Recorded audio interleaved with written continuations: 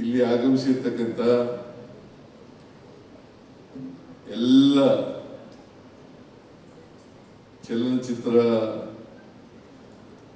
ಅಭಿಮಾನಿಗಳೇ, ನಟ ನಟಿಯರೇ,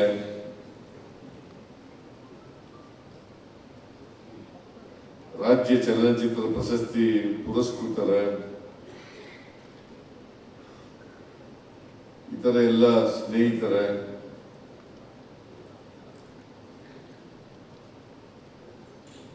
ಮಾಧ್ಯಮದ ಗೆಳೆಯರೇ,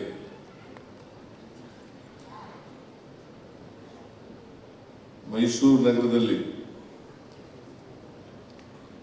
ಸಾಂಸ್ಕೃತಿಕ ನಗರಿ ಅಂತ ಕರಿತೀವಿ, ಸಾಂಸ್ಕೃತಿಕ ನಗರ ಅಂತ ಹೇಳಿ ಕರಿತೀವಿ. ಇಲ್ಲಿ 2018 ಮತ್ತು 2019 ಈ 2 ವರ್ಷಗಳ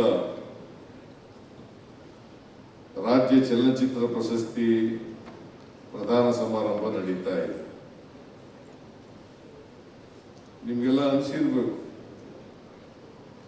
2018, 2019 ಯಾಕೆ ಇಷ್ಟು ವರ್ಷ ಆದ್ರೂ ಕೂಡ ಮಾಡಲಿಲ್ಲ ಅಂತಕ್ಕಂಥ ಪ್ರಶ್ನೆ ಸಾಮಾನ್ಯವಾಗಿ ಉದ್ಭವ ಆಗ್ತದೆ. ಒಂದು ಕಾರಣ, ಹಿಂದಿನ ಸರ್ಕಾರದವರು ಮಾಡಲಿಲ್ಲ.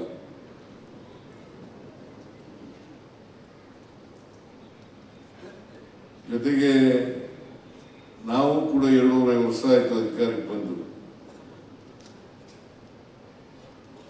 ಈ 2 ವರ್ಷಗಳಲ್ಲಿ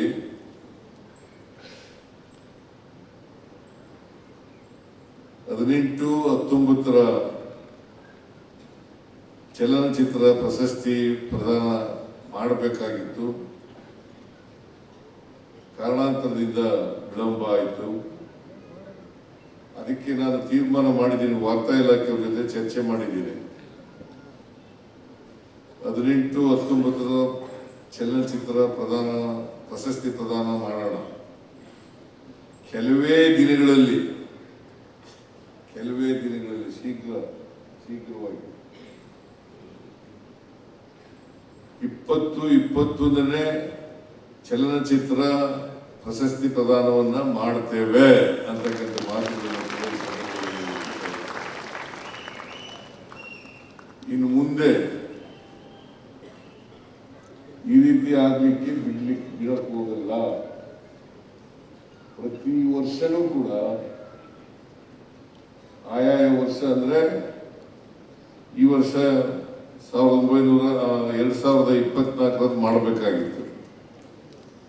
ನಾವು ಪ್ರತಿ ವರ್ಷನೂ ಕೂಡ ಆಯಾಯ ವರ್ಷನೇ ಚಲನಚಿತ್ರ ಪ್ರಶಸ್ತಿ ಪ್ರದಾನವನ್ನ ಮಾಡ್ತೇವೆ ಅಂತಕ್ಕಂಥ ಮಾತುಗಳನ್ನು ಈಗಾಗಲೇ ವಾರ್ತಾ ಇಲಾಖೆಯವರ ಜೊತೆ ಚರ್ಚೆ ಮಾಡಿದ್ದೇನೆ.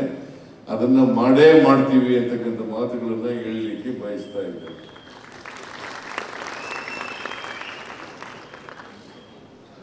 ಇದು ಆ ವರ್ಷ ಮಾಡಿದ್ರೇನೆ ಅದಕ್ಕೆ ಅರ್ಥ ಬರೋದು. ಸುಮಾರು 5-6 ವರ್ಷ ಆದ್ಮೇಲೆ ಪ್ರಶಸ್ತಿ ಪ್ರದಾನ ಮಾಡಿದ್ರೆ ಅದಕ್ಕೆ ಅರ್ಥ ಬರ್ಲಿಕ್ಕಿಲ್ಲ ಅಂತಕ್ಕಂಥ ಭಾವನೆಯನ್ನು ನನ್ನದು ಅಂತಕ್ಕಂಥ ಮಾತುಗಳನ್ನ ಹೇಳಲಿಕ್ಕೆ ಬಯಸ್ತಾ ಇದ್ದೇನೆ. ಈ ವರ್ಷ 2018 ಮತ್ತು 19ನೇ ಸಾಲಿನ ರಾಜ್ಯ ಚಲನಚಿತ್ರ ಪ್ರಶಸ್ತಿ ಯಾರ್ಯಾರು ಪಡ್ಕೊಂಡಿದ್ದಾರೆ, ವಿಜೇತರಿದ್ದಾರೆ, ಪುರಸ್ಕೃತರಿದ್ದಾರೆ, ಅವ್ರಿಗೆಲ್ಲರಿಗೂ ಕೂಡ ಕನ್ನಡ ನಾಡಿನ ಜನತೆಯ ಪರವಾಗಿ, ವೈಯಕ್ತಿಕವಾಗಿ, ಸರ್ಕಾರದ ಪರವಾಗಿ ಅಭಿನಂದನೆಗಳನ್ನು ಸಲ್ಲಿಸಲಿಕ್ಕೆ ಬಯಸ್ತಾ ಇದ್ದೇನೆ.